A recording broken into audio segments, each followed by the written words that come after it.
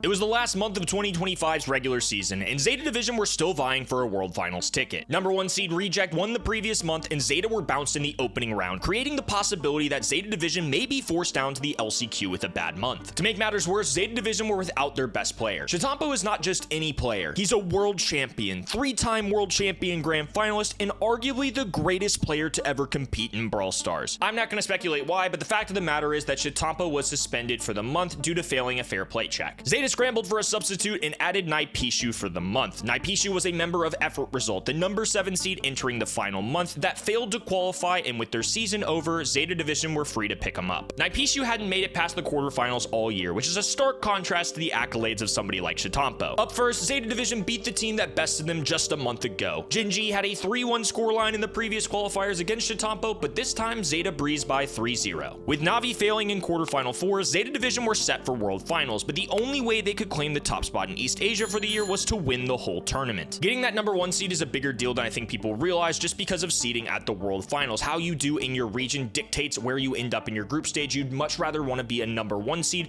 rather than a number 2 getting placed with a different number 1 seed from another region. The next team in their path was Crazy Raccoon, the number 4 seed in the region and Sitetampo's previous team he was a member of for 2 years. After a strong draft and performance, ZETA took a 1-0 lead heading into Brawl Ball. This ended up being one of my favorite sets of the entire monthly finals, and it started with ZETA Division drafting Cordelius, a very safe pick and one of the best brawlers in the game right now. With the recent balance changes, Cordelius is back on top in the game, and especially for Brawl Ball, his Shadow Realm is such a good one to have on your side. It can be used on defense if you need to stop somebody from pushing you, or for some cheeky goals on offense. If you shoot the shot, use the Shadow Realm in your direct path, the ball will slide right through him because the enemy gets dragged to the Shadow Realm. So it's some good offense and defense here, and on top of that, Cordelius just slides in perfectly to this meta because of how many aggro and tanky brawlers there are. Reject went with Ashe and Jaeyoung on the 2-3 turn, which is a combination, I think, of 2 solid brawlers and some future proofing in terms of draft strategy. Ashe is a common brawler that deals with Hank, largely due to the robotic rats. If Ashe drops his super, those rats are going to run at Hank, and Hank either has to eat all the shots or he has to waste his bubble, which takes a long time to charge. It does a lot of damage, but his reload speed isn't the fastest, so you're making a sacrifice either in health points or in your ammo. Jaeyoung also has better odds of success here because Crow is banned. Crow naturally kind of goes against Jaeyoung because the 2 things that Jaeyoung has is speed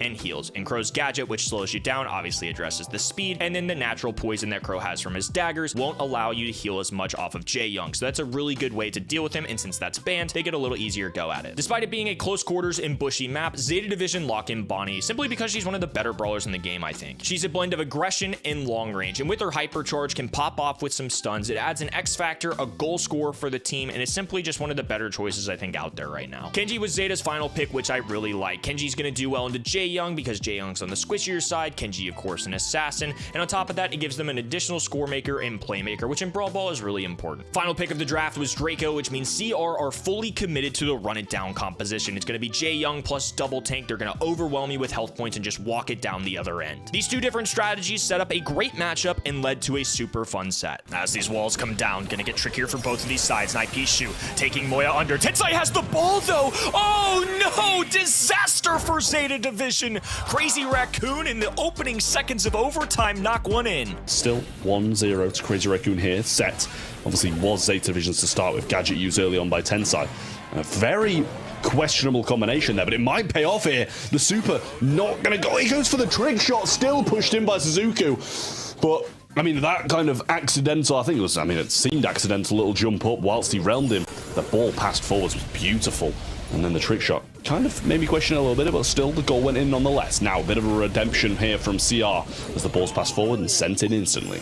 Well, Suzuku has a super. Same for Levi here as well. Might be able to make a bit of a play with it, actually. They're going to choose to go forwards. Pass goes through, super used, and he lands back on the ball, and it's slotted straight in by ZETA Division. Despite a substitute coming in for ZETA Division, they are firing.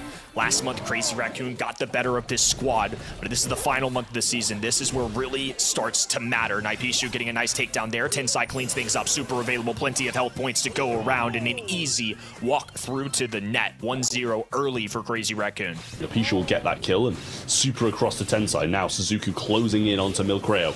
It should go down. Levi's going to get the super, get the hypercharge, and put himself in a good position to go forwards.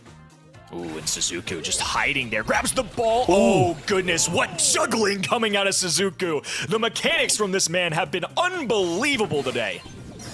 And the Hypercharge is still ready to go as well. Levi's got one of his own ready to land here. Goes in for the jump. Kenji going to land back on the ball. Can he walk this one in? He goes for the dash forwards. And I think it's Napishu who's got it. Zeta Division slot it in.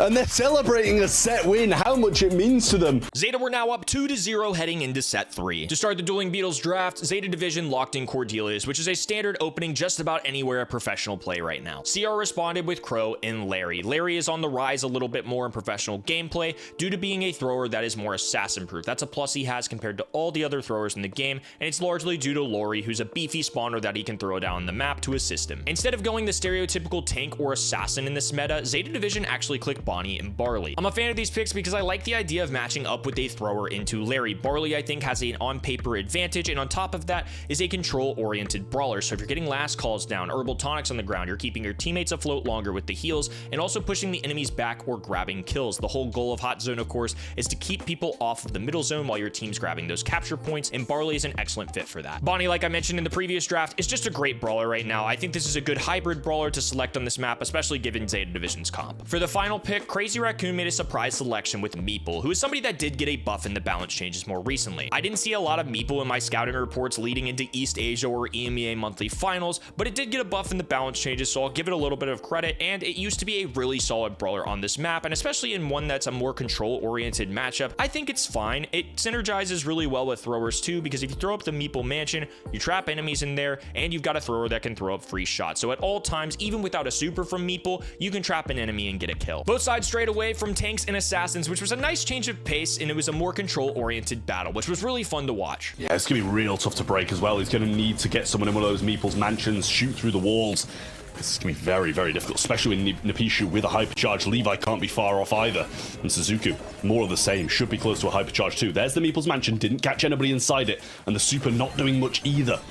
And now, even Stevens on the scoreline, super available, goes in for the jump, actually lands right next to his teammate and provides so much value to Milcreo. Can they hold on long enough? Here's the last call, didn't even use hypercharge on it either, throwing down these shots, but it's so close. Needs to get in the zone, but doesn't want to overstay his welcome. There's the heals, there's the Meeple's mansion, stopping and keeping Suzuku in, but he's avoiding the shot so well. He might do it himself. The damage is there, 99, and they didn't get it. Crazy Raccoon, hold on, clean up, and get it done in the closing seconds. Suzuku has the hypercharge now. Not going to be too close to another one as he didn't get too many connections. Places that down. Hypercharge used, but completely wasted. And Napishu will use one of his own, gets the super now, jumps to the left-hand side, doesn't even get the stun on Moya, but a bit of help from Levi will get it. And so close in percentage again. Tensai with the jump should go down upon landing, and Suzuku will clean up top.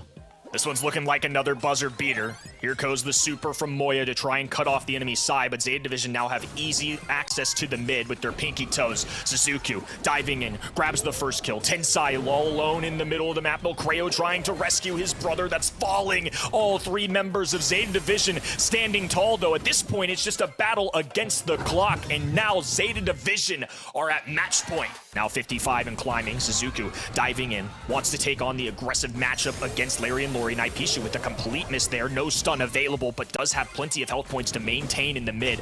Moya forced to fall back, and Zeta Division just a few percentage points away from running away with this.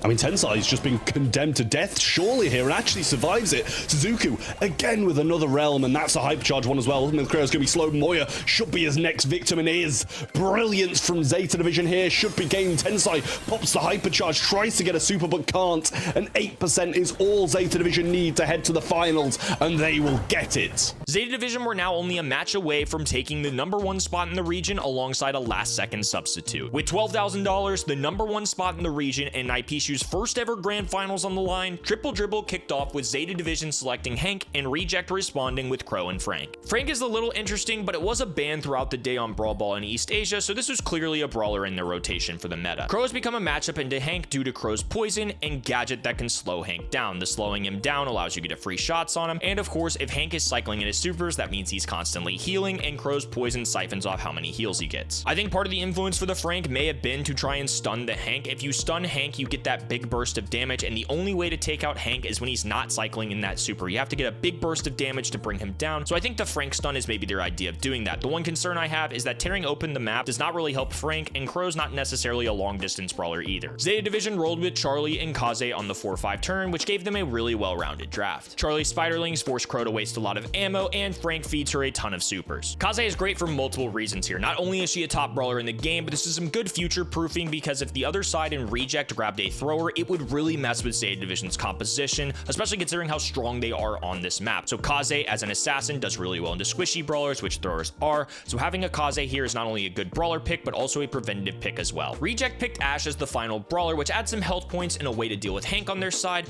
but it means this composition feeds a ton of supers to Charlie and Kaze, so I don't think Zeta Division mind this. Overall, I feel like Zeta had a solid draft and should have the advantage heading into the set. A great dash forward from Suzuku, somebody I've been a fan of watching all day long. We've already seen this Kaze pop off for him once. He's got a hypercharge going straight for Sue's throat. Now 3 members of Zeta Division marching down the left-hand side. Hypercharge available for Levi. A lone Batman there, and not the hero today. Levi puts one in.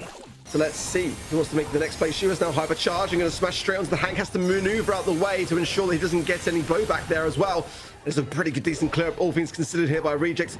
Levi just trying his best in that corner, but now it should be an easy way to pass to the Shu, and Shu can just walk this one in. Surely nothing that can be done, and all tied up now is the scoreline. As Zeta start to heal and get themselves in position, this Frank stun is going to be key.